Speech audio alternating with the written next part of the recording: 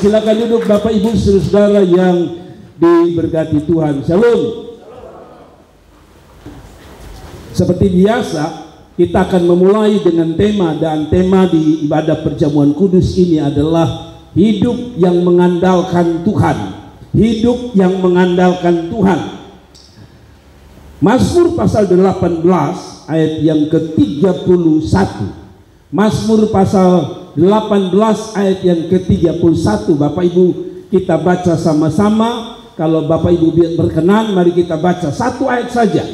Mazmur 18 ayat yang ke-31. 1, 2, 3. Adapun Allah jalannya sempurna, janji Tuhan adalah murni. Dia menjadi perisai bagi semua orang yang berlindung padanya. Saya mau dengan keras, kan ada mic kecil di sini. Saya mau suara saudara terdengar. 1, 2, 3. Adapun Allah jalannya sempurna, janji Tuhan adalah murni. Dia menjadi perisai bagi semua orang yang berlindung padanya. Saudara-saudaraku yang diberkati Tuhan, kalau kita baca Mazmur 18, latar belakangnya ada pada pasal 1, di mana Daud dikejar oleh para musuhnya.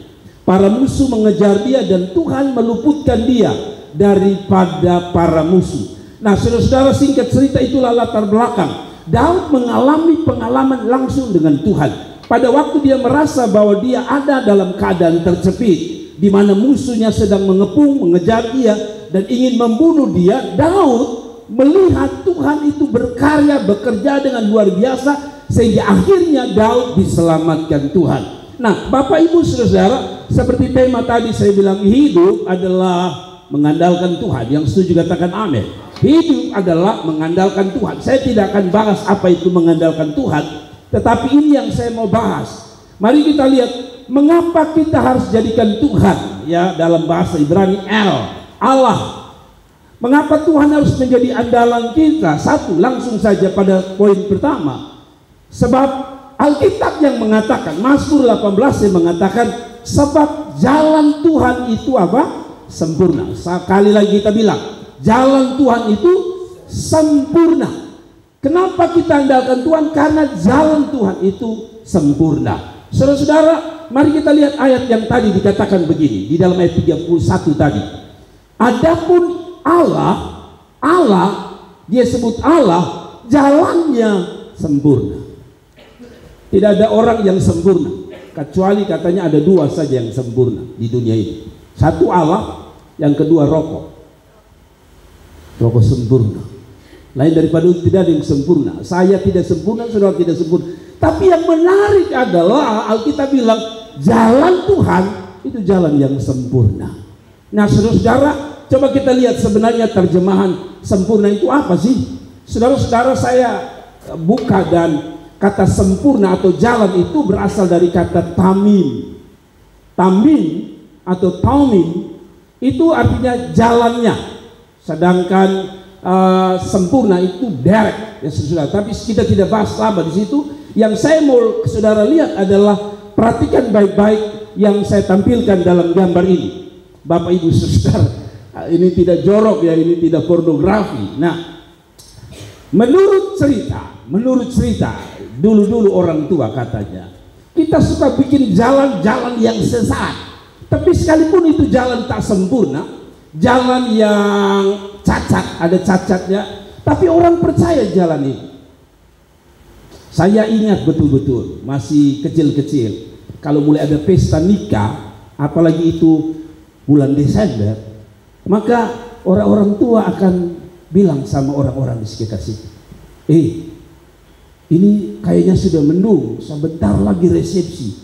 Dulu itu kan terbuat dari tenda, jadi dikelilingi oleh kelapa begitu. Jadi pestanya di rumah. Sekarang enak, saudara-saudara, pestanya di hotel, di tempat resepsi yang resmi, sehingga hujan tidak berdampak. Tapi pada zaman itu, pada waktu saya masih kecil, pesta itu di rumah, dan tendanya juga terbuat dari terpal yang kadang-kadang sobek. Sehingga ada pikiran-pikiran begini, oh ada solusi. Kalau lihat mendung, katanya benar tidak, saya mendengar dengan telinga saya sendiri. Dan mereka bilang, coba ambil mama pakaian dalam, lalu katanya lempar ke atas atap, dan katanya itu pakaian dalam punya kuasa tahan hujan. Pertanyaannya adalah, katanya kalau memang benar celana dalam bisa tahan hujan, coba tanya dia, jangan sampai dia merek krokodil. Yang laki-laki tahu. Tetapi maksud saya begini, petunjuk itu dilakukan dan kadang terjadi hujan tidak turun. Pertanyaan saya, apakah kadang pakaian dalam tersebut? Tidak. Petunjuknya dari awal sudah salah. Orang berpikir bahwa dengan buang pakaian dalam maka hujan tidak turun. Saya ingat itu terjadi waktu bapak saya meninggal, hujan besar. Saya lihat tiba-tiba ada sepupu keluarga buang pakaian dalam. Saya dalam hati kasihannya. Dan saudara tahu, hujan itu mulai dia titi dari mereka buang itu pakaian dalam sampai mau kubur tidak berhenti-berhenti. Kenapa? Sebab jalannya tak sempurna, jalannya putar balik. Yang saya gunakan di sini jalan tipu-tipu. Tapi Alkitab bilang jalan Tuhan itu jalan yang apa? Sempurna. Ada amin. Nah, jalan ini di samping artinya jalan, sebenarnya kata jalan ini tadi maknanya adalah, kalau saudara baca itu tamim itu artinya petunjuk, firman, apalagi jalan keluar, itu adalah arti daripada jalan Tuhan. Jadi saudara-saudara, solusi yang Tuhan beri tidak akan menyesatkan. Solusi itu daripada Tuhan pasti sempurna. Dan kalau itu solusi daripada Tuhan, selalu ada jalan keluar. Ada amin. Nah, saudara-saudaraku yang diberkati, dia bilang, kenapa andalkan Tuhan? Karena jalan Tuhan saja yang sempurna. Yang lain jalan bengkok, yang lain jalan tipu-tipu. Saudara mau lihat Tuhan menolong hidup saudara, ikut jalan Tuhan yang sempurna. Jalan Tuhanlah yang sempurna. Yang lain itu saya bilang jalan tipu-tipu. Coba saudara lihat, next saja. Jalan Tuhan itu jalan yang sempurna. Walaupun saya mau bilang sama saudara, kadang-kadang jalan itu tak sempurna. Jalan yang Tuhan gunakan kadang-kadang jalan itu tidak sempurna. Dalam pengertian begini, maksud saya begini, jalan itu sempurna, tapi kadang-kadang untuk melalui jalan yang sempurna itu kadang-kadang Tuhan pakai hal-hal yang kelihatannya dalam tanda kutip tidak sempurna. Maksudnya, ya kadang-kadang Tuhan pakai sesuatu yang tidak masuk akal. Saudara, paling gampang saja kita pakai Alkitab saja. Alkitab mengatakan pada waktu 5.000 orang itu lapar, perhatikan yang Tuhan pakai. Yang dia pakai apa? Hanya 5 roti 2 ikan. Kelihatannya tak sempurna, tapi dalam ketaatan mereka, keyakinan mereka, kepercayaan mereka kepada Dia, Yesus Tuhan, terjadi yang disebut jalan itu sempurna. Walaupun kalau kita lihat yang digunakan tak sempurna, hanya 5 roti 2 ikan, tapi menghasilkan beri makan 5.000 orang. Berarti lihat, jalan Tuhan itu sempurna, sekalipun yang digunakan itu kelihatannya tak sempurna, tapi Allah bisa pakai itu untuk menyempurnakannya. Amin. Kalau saudara lihat, satu waktu dia sembuhkan orang, hanya ambil tanah lalu taruh di biji mata, lalu orang itu melihat. Tak sempurna. Dapat di mana teori yang saudara ada buta lalu ambil pasir lalu gosok mata? Tidak ada. Tidak sempurna, tapi jalan itulah yang Tuhan bisa pakai supaya mempermalukan kita, bahwa kalau kita untuk menyempurnakan perjalanan hidup kita butuh sesuatu yang sempurna, maka Allah terlalu untuk bisa jalannya menjadi sempurna, Dia pakai hal kecil supaya manusia malu dan tahu bahwa Allahku hebat dan luar biasa. Ada amin. Saya berpikir bahwa kadang-kadang orang-orang yang Tuhan pakai dengan luar biasa adalah orang-orang hamba-hamba Tuhan. Saya ingat pendeta Yakob Nahuai. Kalau saudara baca mengenai pendeta Yakob Nahuai almarhum, seorang senior pastor dari GBI, salah satu fans berat saya. Dia adalah orang kampung dari Maluku sana. Dia orang kampung. Dia datang ke Jakarta tinggal dengan orang dan tidak pernah bermimpi. Akhirnya dia menjadi pembicara di seluruh bangsa-bangsa. Bahkan Yonggi Cho sebagai gereja terbesar di dunia itu punya anak kesayangan, anak kampung ini. Lihat, jangan pernah berpikir bahwa ketidaksempurnaan kita adalah gambaran Allah kita. Saya ulangi lagi, ketidaksempurnaan kita, ketidakmampuan kita tidak sedang berbicara sama dengan Allah kita. Beda. Kalau kita papa miskin, kemungkinan kita miskin. Tapi kita terbalik. Pada waktu kita tak sempurna, jalan kita tak sempurna, kita masih bisa datang pada Tuhan karena jalannya adalah jalan yang sempurna. Ada amin. Saudara, artinya begini saudara. Kenapa kita mengandalkan Tuhan? Karena jalan Tuhan itu jalan terbaik. Selain itu, jalan itu hanya jalan tipu-tipu saja. Jalan putar balik. Jalan yang menyesatkan. Nah sudahlah, saya tidak akan bahas lebih lama di situ. Tapi mari kita lihat slide selanjutnya. Kata orang, saya kutip seorang mengatakan seperti ini. Orang itu atau manusia itu katanya semakin dia berjalan, maka makin banyak yang akan dia lihat. Kalau saudara dari sini kata buah, semakin jalannya panjang, Anda makin banyak melihat segala sesuatu. Bunga, taman, gunung, lembah, semua saudara lihat. Mau bagus, mau jelek, semua kita lihat. Dan katanya makin banyak kita melihat, makin banyak kita punya pengalaman. Dan kalau makin banyak pengalaman, maka banyak hal dapat kita rasakan. Jadi selama perjalanan itu makin panjang, kita punya pengalaman. Dari pengalaman itu kita bisa mengalami sesuatu. Misalnya, saudara dari sini jalan ke Soe, pasti ada cerita. Aduh, pas tikungan camplung, hampir bertabrak, Tuhan tolong. Selalu ada pengalaman. Ada yang kita lihat, ada yang kita alami. Dan kali ini, tadi Alkitab bilang, jalan Tuhan itu jalan yang sempurna. Setiap jalan di dunia ini paling top, apalagi di Kupang, dia pun jalan itu, dia pun aspal itu, paling pas saat presiden datang. Presiden datang, semua jalan lubang tertutup. Rasa-rasa lubang hidung dia tertutup.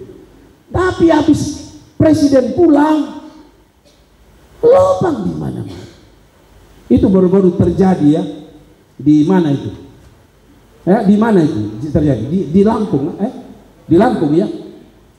Jadi gubernurnya ditelepon oleh mungkin juru bicara presiden, kami mau turun ke Lampung. Gubernurnya dengar ada jalan-jalan rusak. Dia sudah tahu kan, biasa kita tahu kalau presiden datang, kalau dia bukan Iko Uwais, paling dia Iko itu Bundaran Lima lurus datang di kantor gubernur, pasti kita sudah tahu itu. Jadi Bengkulu pun gubernur itu begitu. Oh nanti dia tahu, nanti dia mau lewat sini, kita perbaiki, mereka perbaiki. Tapi Jokowi sudah tahu nakalnya gubernur di daerah-daerah. Dia telepon tanggal 4, mereka perbaiki tanggal 3 sampai tengah malam rata. Jokowi telepon, saya batal. Tanggal 5 baru saya berhenti. Tanggal 5 lagi mereka kerja tanpa lain supaya jaga jangan sampai baik Tuhan. Ini kan kadang-kadang saya ingat persis waktu dia datang ke Kupang, itu mereka arahkan ke pasar ikan di belakang rumah saya. Tiba-tiba dia lewat rumah saya. Jadi yang di aparat yang ada di belakang saya lari pontang panting. Nah, mereka kerja di lain lagi supaya bagus. Ternyata presiden datang, dia cari jalan yang paling rusak. Dia tidak lewat yang dong perbaiki. Gubernur kelabakan karena Baituos dengan oto masuk lubang naik lubang masuk lubang. Gubernur masih tinggal di jalan baru. Dia pikir ada di situ. Lalu karena sudah terlambat naik helikopter, sehingga ada judul, kasihan ya, presiden naik oto, gubernur naik helikopter. Sudah, jalan manusia itu tak sempurna. Kalaupun sempurna itu dibikin-bikin kelihatan sempurna. Tapi jalan Tuhan jalan sempurna. Tidak ada orang yang bisa memprediksi kehidupan saudara atau menghancurkan masa depan saudara kalau yang pegang jalan hidupmu adalah Tuhan Allah. Yusuf itu begitu. Mereka coba menghancurkan itu perjalanan dia supaya perjalanannya tak sempurna. Buang ke sumur, masukkan ke penjara, kelihatan tak sempurna. Tapi yang berjalan terus bukan cara manusia yang tak sempurna, tapi jalan Tuhan yang sempurna, yang terus berjalan. Dan akhirnya kita tahu Yusuf jadi orang yang luar biasa. Andalkan Tuhan. Pada waktu orang tutup jalan kita dengan cara-cara yang tak sempurna tadi, maka Allah bisa bikin dengan cara-caranya yang sempurna. Saya suka dengan Damian. Damian itu setiap kali dia main sulap selalu dia tutup dengan sempurna. Padahal itu tipu-tipu. Tidak ada pesulap yang betul-betul terjadi kan? Itu hanya trik. Saya tidak tahu trik bagaimana, tapi selalu ditutup dengan sempurna. Lalu kita nonton, wow, sempurna. Sekali lagi sempurna milik Tuhan. Kalau saudara mau lihat sesuatu yang terjadi luar biasa, andalkan Tuhan. Kasih tepuk tangan yang meriah untuk Tuhan. Kadang-kadang Tuhan pakai tadi saya bilang untuk hal-hal yang tidak sempurna, tapi untuk melihat Allah yang sempurna. Satu waktu Musa, Tuhan tanya kepada Musa, Musa, ya Tuhan, apa yang kau punya? Alkitab bilang apa? Dia jawab apa? Aku hanya punya tongkat. Dia tidak bilang kayu, dia tidak bilang stek. Sebab stek di Indonesia katanya taruh saja hidup.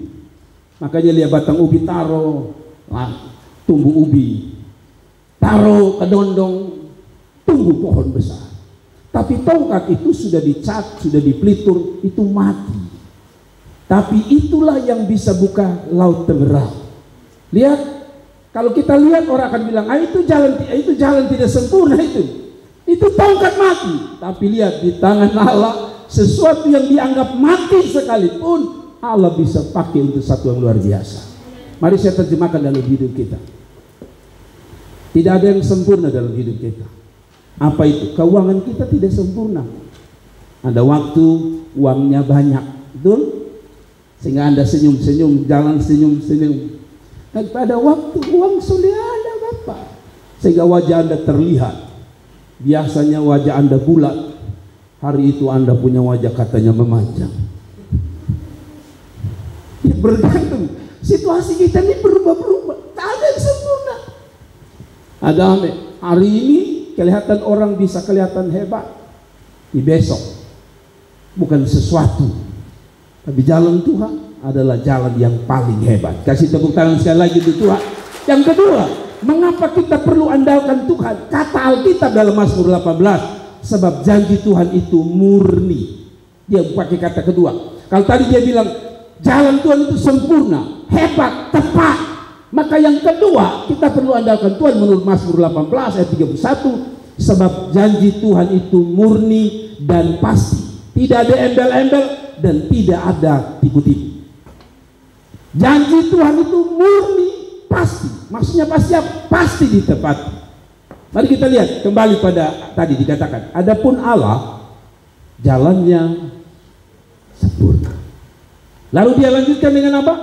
Janji Tuhan itu murni. Saudara lihat sekarang ini, lihat DPR itu janjinya tak murni. Nanti kita kasih lu bantuannya. Janjinya tak murni karena ujung-ujungnya pilih saya. Betul? Kalaupun kasih beras bukan karena dia bantu saudara susah, karena janjinya tak murni. Nyong-nyong, kalau tiba-tiba dia bayar dengan lu nona-nona, jangan percaya cepat-cepat. Itu ada embel-embelnya. Katanya nona-nona yang kalau dia tolak cintanya, katanya teruslah kasih perhatian. Sekali-sekali belikan dia gado-gado kah, salak kah, kentang kah, pokoknya macam-macam cari perhatian katanya. Tetapi itu semua tak murni. Yang murni apa? Janji Tuhan. Amin. Saudara-saudara, setiap janji manusia itu tak murni.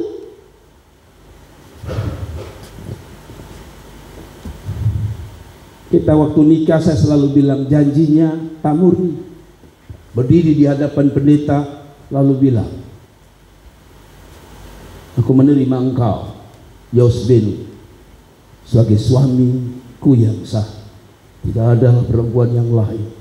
Aku menerima engkau dan akan mendidik engkau, mengiring engkau, merawat engkau dalam suka maupun duka. Maka pada waktu orang tua meninggal atau pasangan hidupnya meninggal, dia menangis. Saya lihat ada ibu-ibu yang menangis luar biasa, berteriak sampai satu tenda dengar. Semua dengar. Yang paling menarik adalah setiap kali saya pergi kubur orang, pasti yang menangis itu rasanya tidak mau peti itu ditutup. Betul ya? Jangan ditutup. Lebih parah aja. Mama bertemu Iko. Betul ya? Mama bertemu Iko. Biar tuh semua tahan. Biar bertemu mama. Eranya sampai dikubur, dia sudah masuk Iko. Dia tunggu di luar. Saudara lihat banyak suami nangis, saya sayang kamu, mati sama-sama.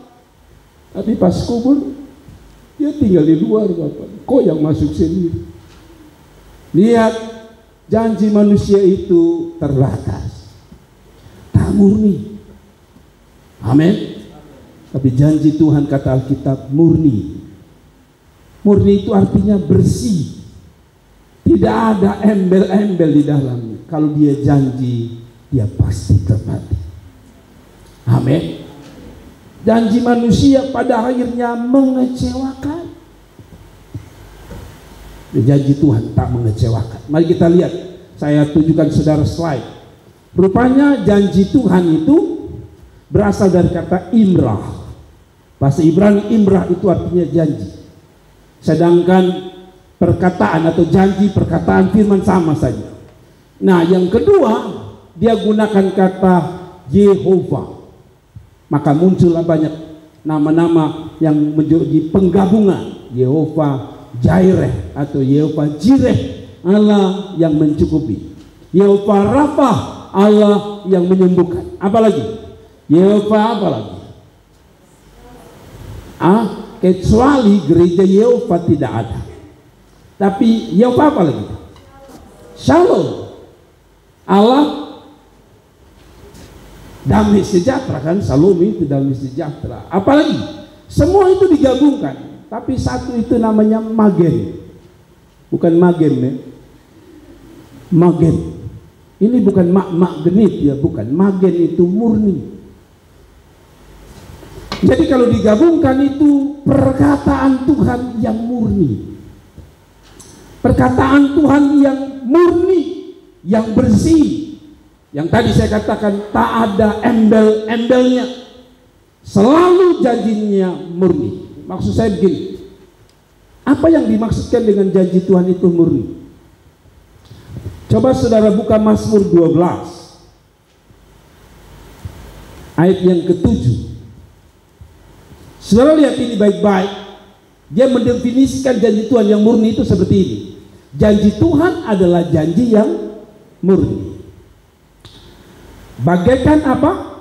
Perak yang teruji 7 kali dimurnikan dalam dapur peleburan di tanah. Engkau Tuhan yang akan menepati janjinya. Engkau akan menjaga kami senantiasa terhadap angkatan ini. Dari sini saya dapat definisi tentang janji Tuhan murni itu. Pertama gini, janji Tuhan adalah janji yang murni. Kenapa? Digambarkan seperti perak yang teruji 7 kali dimurnikan. Menurut orang, perak itu dimurnikan 1 kali saja sebenarnya sudah mulai kelihatan langsung. Dimurnikan 1 kali saja, apalagi 2 kali. Alkitab bilang ini sudah teruji sampai dikatakan, digambarkan seperti orang murnikan 7 kali. Hari ini kalau saudara nonton di TikTok, ada banyak orang menangis karena ada toko-toko emas di Jawa yang sedang tutup gara-gara emas muda. Jadi saudara-saudara suka itu yang emas-emas tua, jangan emas-emas muda. laku. Dan saudara tahu banyak orang nangis karena toko itu beli dengan cukup, jual dengan cukup mahal. Tapi setelah itu ditutup dan tidak ada toko yang mau beli emas muda tadi. Jadi sekarang ini sedang heboh luar biasa, orang nangis. Ada yang beli sampai ratusan juta, ada yang beli puluhan juta, ada yang mungkin hanya beli anteng-anteng sepotong. Tetapi sebanyak orang nangis. Kenapa? Karena emasnya tak murni. Dan akhirnya mereka teriak-teriak. Tapi Alkitab bilang begini, janji Tuhan itu murni karena sudah murnikan 7 kali. Lalu dia bilang, engkau Tuhan yang akan menepati janjinya. Kata murni di sini maksud gini, ini kata adalah kata yang dapat dibuktikan. Jadi murni itu sesuatu yang dapat dibuktikan. Engkau Tuhan yang menepati janjinya. Saudara lihat ya. Jadi kata murni artinya sesuatu yang dapat ditepati sesuai yang dia ngomong. Jadi Tuhan ngomong apa, dia janji, dia akan lakukan seperti yang dia ngomong. Itulah yang disebut apa? Murni. Mari kita lihat satu lagi ayat supaya saudara mengerti, supaya saya bawa saudara. Satu lagi, mundur blok. Oke.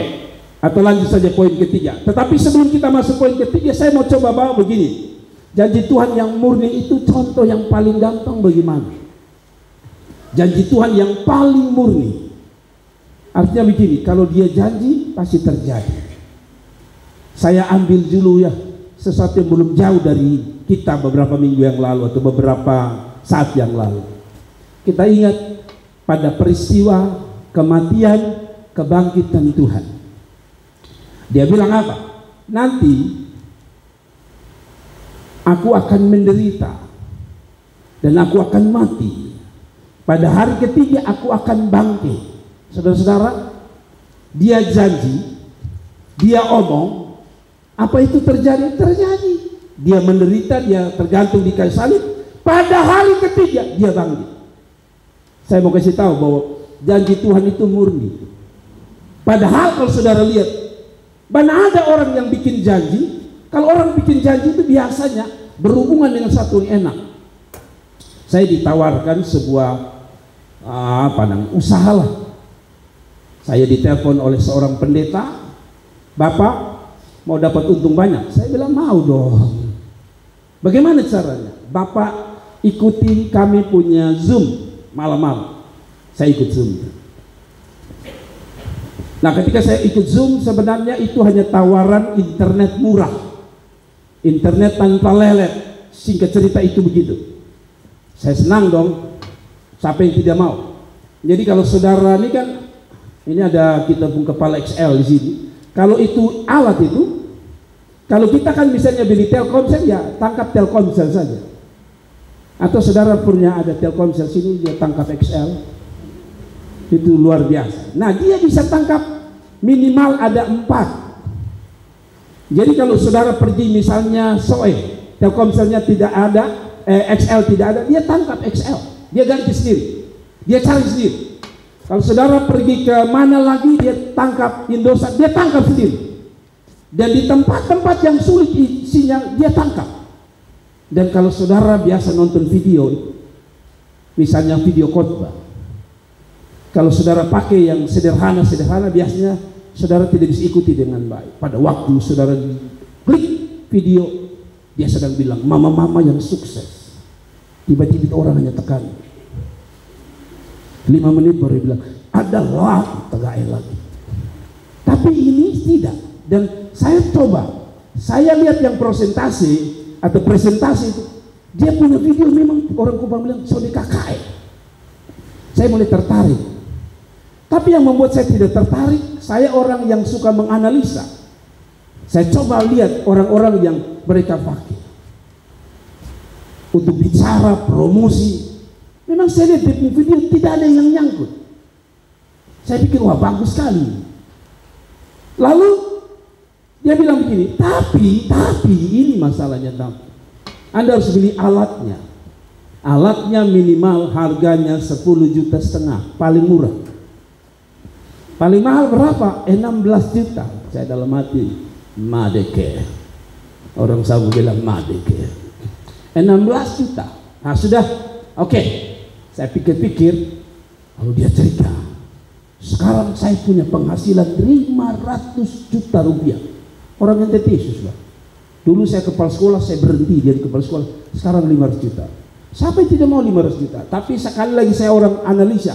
Jadi saya berpikir, ini janji yang tak murni, karena saya pernah punya pengalaman. Ada satu bisnis dolar. Nah, saya dimainkan. Kami korban. Semua promosi nanti kalau sudah masuk pada titik tertentu, Anda berangkat ke Eropa. Beta dia lihat main ketendo Eropa. Sampai hari ini jangan ke Eropa bolok pun tidak. Saya sudah keluar 13,5 juta. Tapi itu jalan tidak tahu bagaimana. Tapi promosinya hebat. Jadi mulai itu saya hati-hati. Jadi saya berpikir ini usaha bagus. Nah, tapi ternyata saya cek, saya bilang, oke, apalagi produk kelebihannya. Dia mulai terangkat dengan satu bangganya. Dia pikir kita ini orang Kupang tak mengerti. Lalu dia bilang gini, semua alatnya canggih. Satu, dia 4G. Waktu dia ngomong 4G, saya tahu 4G. Waktu itu dia ngomong 4G, langsung otak bilang, ini sudah betul. Saya tidak akan beli. Kenapa? Karena dia bilang 4G dan begitu bangganya dia dengan 4G. Lalu saya pertanyaan sederhana, Ibu, sekarang yang HP sekarang ini yang keluar walaupun 4G belum ada, tapi dia pun alat sudah 5G, sudah 5G. Kok Ibu begitu bangga sekali omong 4G dari tadi untung 500 juta. Ibu, ini alat yang kita beli hanya 2 juta nih, 3 juta, sudah ada yang 4G. Kok Ibu 5G? Ibu punya masih 4G. Dia lalu dia bilang gini, ya kami ikut perkembangan. Dalam hati, ini saja tidak bisa 5G, 4G. Mendingan saya tidak beli. Maksudnya mengerti ya? Setiap janji itu adalah janji tadi saya bilang tak murni. Dan kita bisa menemukan tak murninya di mana. Saya ambil kesimpulan, saya tidak akan ambil. Kalaupun ada uang, saya tidak ambil. Kenapa? Produknya lebih jelek daripada produk yang sedang muncul. Cina punya sekarang sudah 4G semua. Walaupun Anda belum bisa menggunakan seperti dulu waktu kita masih 3G, HP kita sudah 4G. Tapi karena tidak ada signal 4G, kita pakai 3G.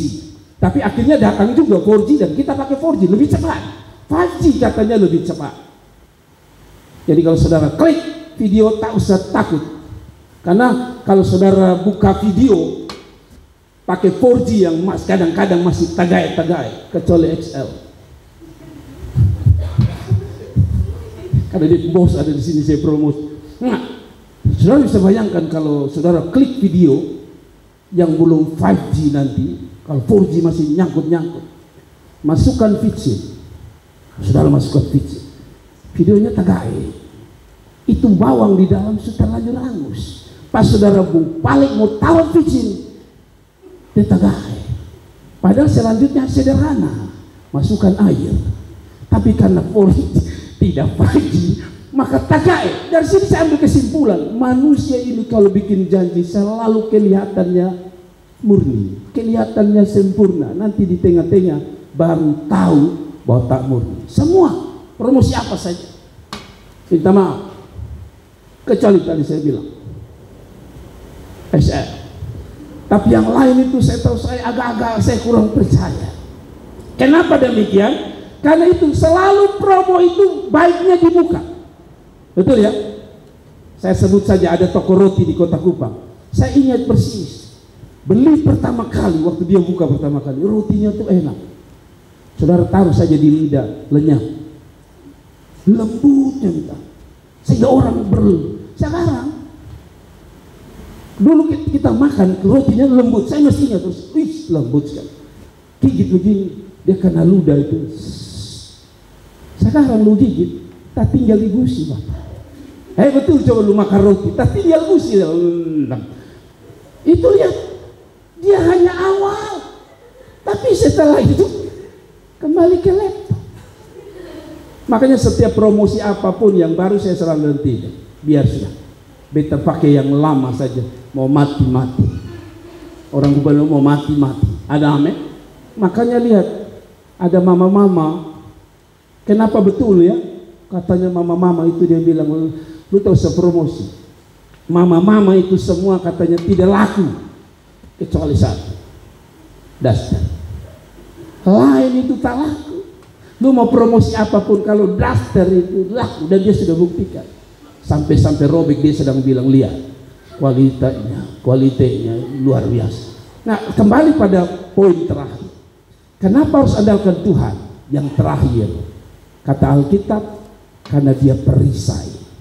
Saudara-saudara, mari kita lihat ayat yang terakhir. Dia bilang gini, dia menjadi perisai bagi semua orang yang berlindung padanya.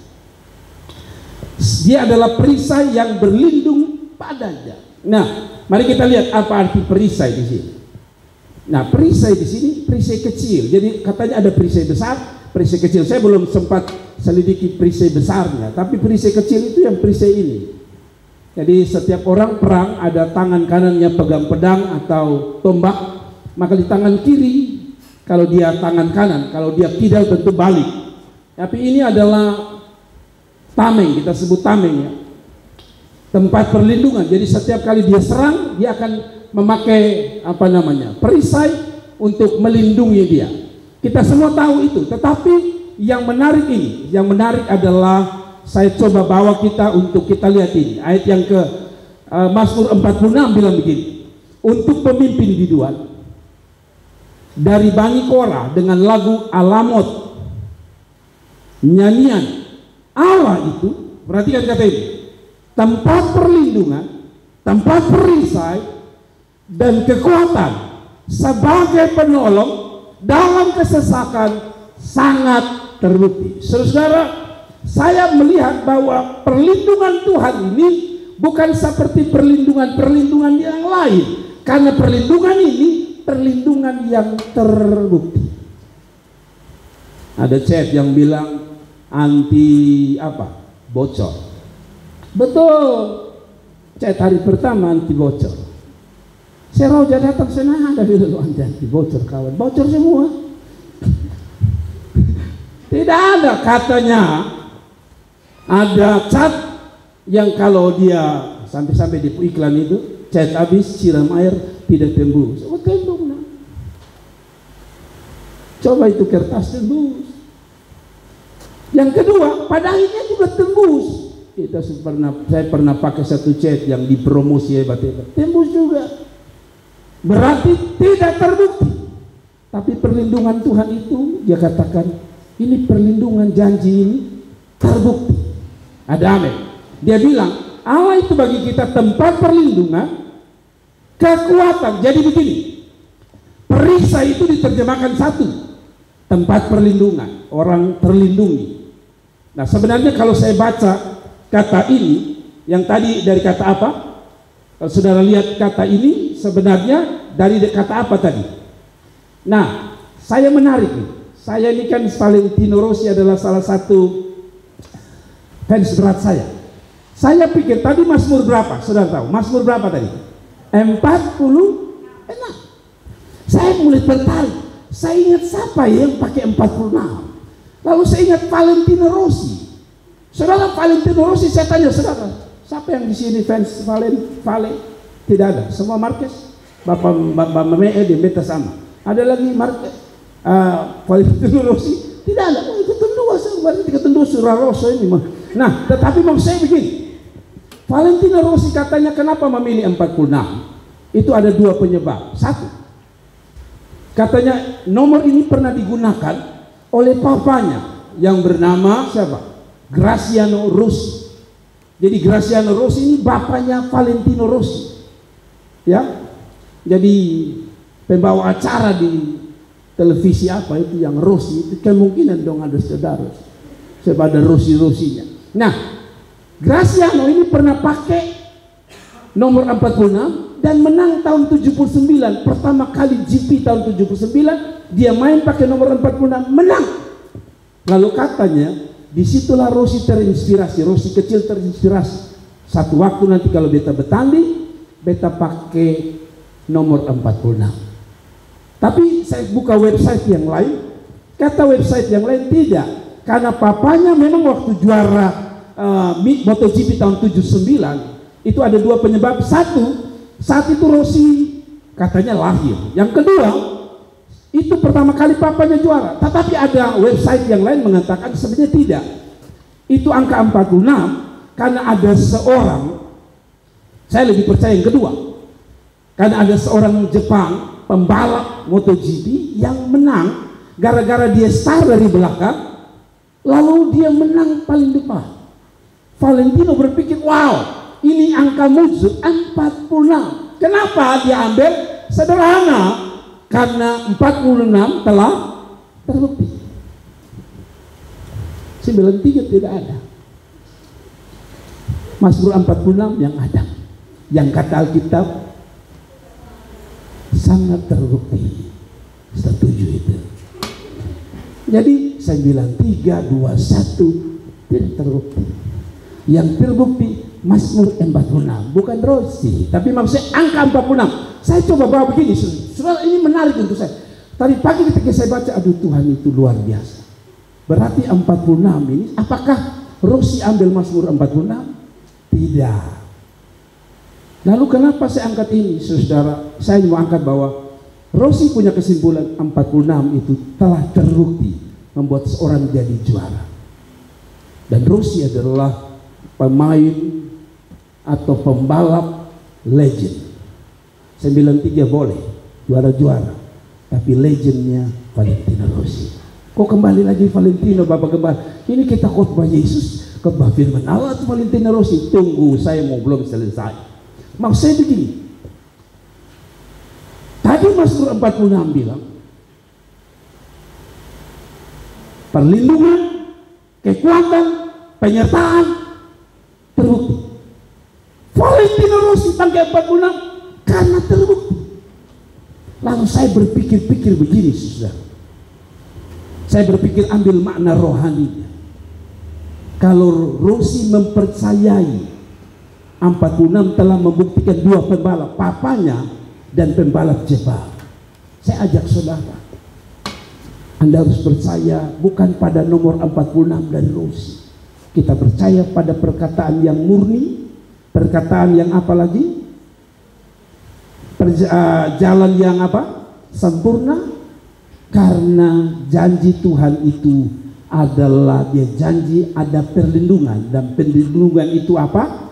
Sangat terbukti. Tahu saya omong lain lah.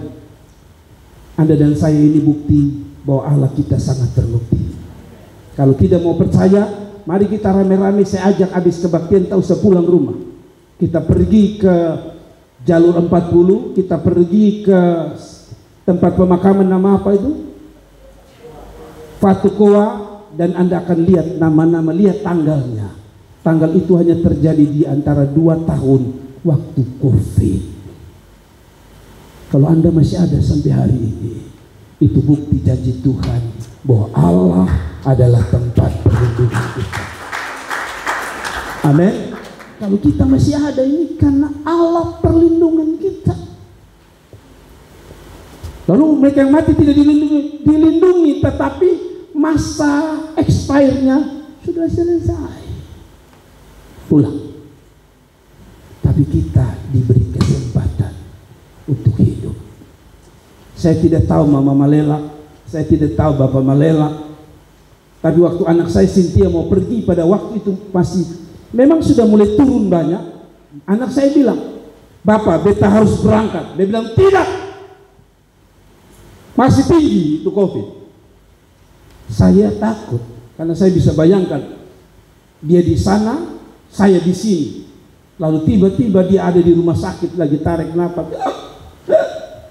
Saya pasti stres di sini. Tapi saya pikir, Mama, Bapak Malela, pu anak hari ini saya pu anak cantik ada di tengah-tengah kita. Kalau bisa pulang Kupang itu apa? Satu kata, perlindungan Tuhan terbukti. Ada amin. Janji Tuhan Itu terbukti. Kalau Valentino Rossi itu benda mati saja, dia bisa meyakini bahwa itu murni, itu pasti terjadi, itu pasti terbukti. Kenapa kita tidak percaya bahwa janji Allah lebih dahsyat, lebih luar biasa? Ada amin. Tidak ada, karena perlindungan Tuhan. Saya tidak usah omong jauh-jauh.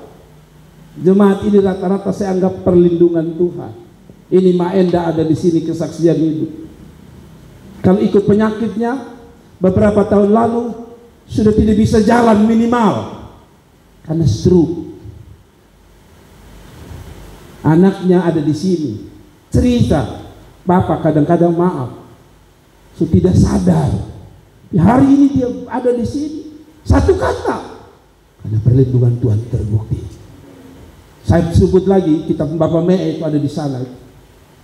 Dulu ruangan kita masih pas-pasin. Alim tidak tahu, Mas ingat tidak. Satu kali kita kebaktian, tiba-tiba beliau jatuh, stroke. Dan saya masih ingat kami bawa lari sana, kakaknya pendeta Hengki Malelak bilang, Pak Pendeta, berat. Papa Malelak sudah tidak sadar, mulutnya sudah bengkok, tak sadarkan diri. Saya tahu itu kenapa? Karena saya punya ipar.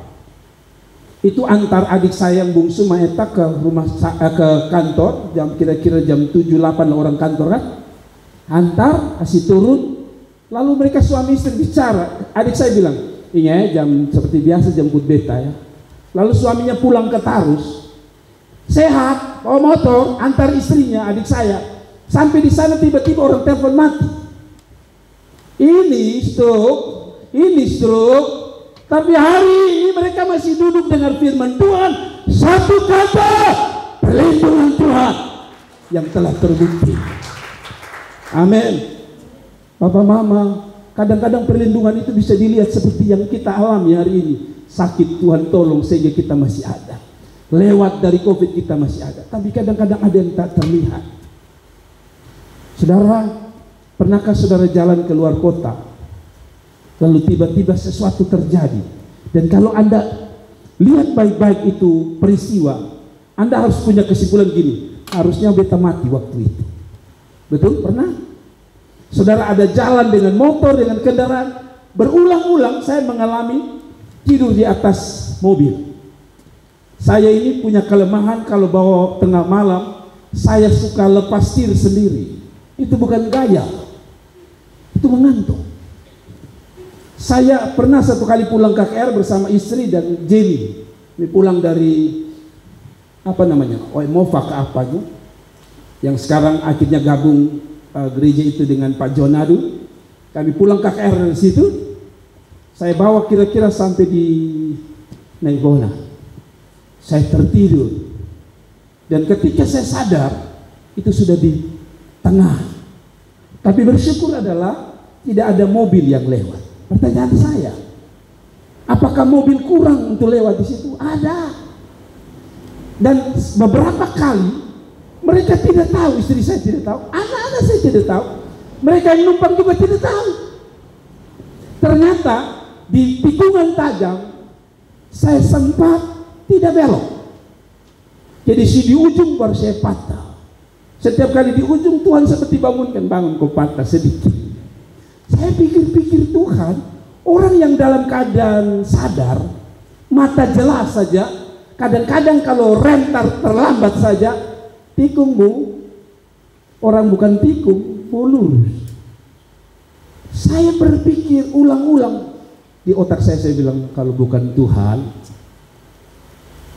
gembala saudara tidak lagi berdiri di sini. Nah ini tidak berarti saudara bilang, saudara apa? Mari kita piata buat tak usah tidur di jalan, yakinlah Tuhan kasih belok kita. Lu jangan pakai ini Tuhan lihat karena masih mau khotbah aja Tuhan lah patah sedikit.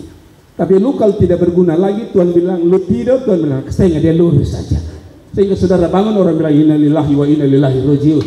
Nah tapi bersama gini, kalau kita renung-renung hidup kita ini satu kata, akibat dari perlindungan Tuhan.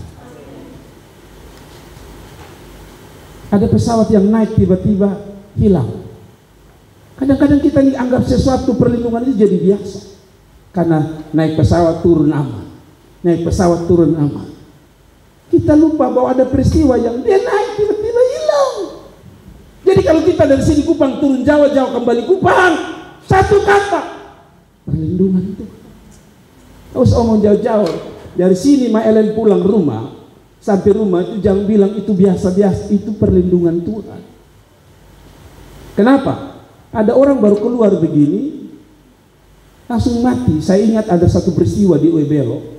Ibu-ibu itu pulang gereja, duduk di depan terasnya. Oto dari Kupang belok masuk, dicari dia. Mati tengah tamu. Lihat, itu di rumah. Tapi Anda jalan dari sini, kadang-kadang ya saya lihat anak-anak muda agak nakal-nakal, angkat bahan muka. Saya dalam hati, lu terlalu jago, sekali-kali lu angkat bahan samping. Saya mau lihat. Tapi intinya perlindungan Tuhan. Saya mau begini, kelihatannya ini apa? Contoh ini sederhana, tapi mari saya mau bilang Bapak Mama, ada banyak hal yang bisa kita lihat dengan biji mata, tapi ada banyak hal yang kita tidak tahu saat kita tertidur. Anda tahu bahwa waktu dalam keadaan tidur Tuhan sedang lindungi Anda tahu?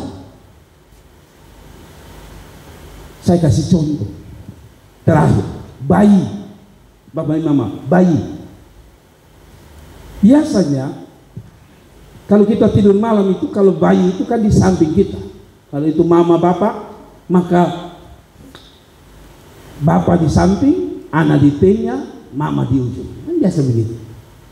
Saya ini kalau tidur itu suka seperti anak saya yang lain. Kadang-kadang tidur di sini, bangun pagi saya sudah di bab onik sana. Orang bilang tidur tak tenang, bolak-balik. Tapi saya heran, selama saya punya anak 3 anak ini, saya belum pernah bangun bayi sedang bilang Bapak beta tetes. Heran, saya tidur dengan istri, kadang-kadang mungkin saya buka kaki naik di saya istri pun ini. Tapi heran waktu saya ada anak, saya heran belum pernah anak saya berteriak, wah beta tetes, tidak pernah. Tidur mau capek model apapun. Yang menarik, dulu masih muda-muda itu, kalau sudah takut pulang mete karena apalagi mete orang mati, maka yang kita lakukan dulu tidur di bangku panjang. Saya heran, tidur di tempat tidur itu saya terasa sudah pinggir. Saya heran, saya pernah coba-coba tidur di bangku panjang, yang satu tidur sampai besok pagi tidak jatuh. Saya renung-renung, aduh Tuhan itu baik, saya belek sudah. Tapi Tuhan sedang bilang, hei, sekecil apapun sebuah peristiwa, karena ada tanganku yang melindungi saudara. Maka Bapak Mama jangan pernah sombong bahwa oh kalau beta ada ini karena beta sehat. Hati-hati. Hidup kita ini hanya semata anugerah Tuhan. Halo, hidup kita ini anugerah Tuhan. Karena itu tahu diri dan malu untuk balas kebaikan Tuhan. Sudah, saya tutup dengan ini bahwa saya hanya mau beri kesimpulan terakhir ini. Lalu kita akan berdoa. Kesimpulan saya sederhana dari ayat-ayat di atas. Terus kesimpulannya? Kesimpulan saya sudah terhapus rupanya. Kesimpulan saya adalah begini. Oh ya, kesimpulan saya adalah mengapa Allah layak diandalkan? Sederhana, karena dia telah terbukti janjinya, jalannya, perlindungannya, serta pertolongannya. Jadi kata perlindungan, Panji di situ sedang bicara tentang pertolongan Tuhan. Hidup kita ini satu saja kata, pertolongan Tuhan. Hidup kita apa? Pertolongan Tuhan. Jadi kalau kita bisa berdiri, duduk, bicara, karena pertolongan Tuhan.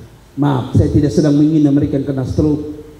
Tapi kalau saudara lihat orang stroke yang parah, jangankan mau jalan, bicara saja. Bicara saja. Jadi kalau Anda masih bisa bicara, mari kita lihat dengan gambar besar. Ada Allah yang tolong kita. Saya ini minta maaf. Saya pun tangan satu ini, tengah ini, saya tidak tahu, tidak bisa gerak jari tengah, minta maaf. Jadi kalau setiap pagi saya harus menggerakkan dia. Kadang-kadang dia nyangkut. Pernah satu kali di kanan ini nyangkut semua. Nah, saya bilang, Tuhan, tolong saya Tuhan. Nanti kalau saya pegang setir, masa saya begini? Tuhan tolong saya. Saya pun tangan kanan mulai bisa bergerak enak. Tapi di sini ini masih ada satu. Saya sudah berdoa, saya urut-urut tarik-tarik. Tapi satu kesimpulan, saya sedang disadarkan Tuhan. Lihat, lubung satu saja lubung pergerakan tak sempurna. Jadi kalau saya pegang mic ini, sini agak terangkat sedikit. Ya, lalu saya mulai lihat kepada Tuhan. Tuhan seolah-olah sedang sadarkan saya dengan satu jari ini. Lu harus sadar, lu banyak andalkan beta, karena satu ini saja pegang mic sudah tidak enak. Jadi kalau saya buka ini sebenarnya agak nyangkut-nyangkut. Tapi saya punya satu kesimpulan, berarti saya semakin hari harus semakin mengandalkan Tuhan. Ini hari jari satu, saya tidak tahu besok mana lagi, tapi yang pasti kita akan berjalan. Namun satu yang pasti adalah Tuhan jalannya sempurna, janjinya murni, perisainya adalah sesuatu yang terbukti. Kalau bertiga ini kita akui, berharaplah kepada Tuhan, sebab di luar pengharapan yang lain Anda pasti kecewa. Kasih tepuk tangan untuk Tuhan Yesus, dan mari kita berdoa bersama-sama.